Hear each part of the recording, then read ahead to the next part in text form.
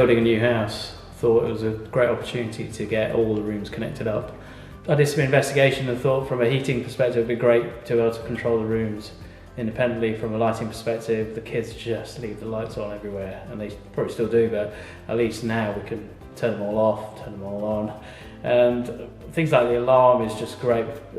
So it's just connecting everything together for me was kind of a great time to do it. And as the house was a shell, it was a great time to wire it up at the same time. Anyone building a new build or doing a major renovation project really must consider looking at a smart home solution for their heating, lighting, access, security and audiovisual systems.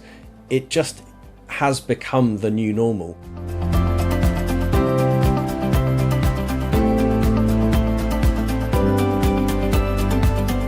It's very welcoming when you come back, and you have a sense of pride when you drive into the driveway and the house lights up. It's a really wonderful feeling to come home to that.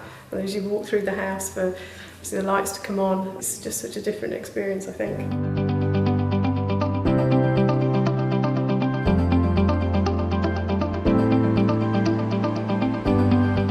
It's great when we're away as well. Yes. So if we're away from the house, then we can see kind of the state of the house and even turn the heating on kind of when we've been away on holiday and just get home and it's actually, like we've never left, and that is great. And actually to be able to see that the house is all safe and locked up is really important.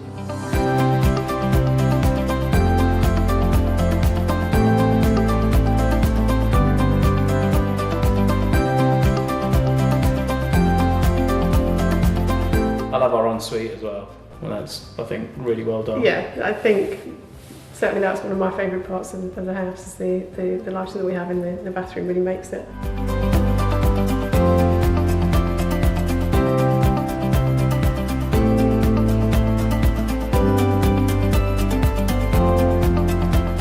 The smart home that we're looking at today is absolutely beautiful, and there are some really stunning elements of design here.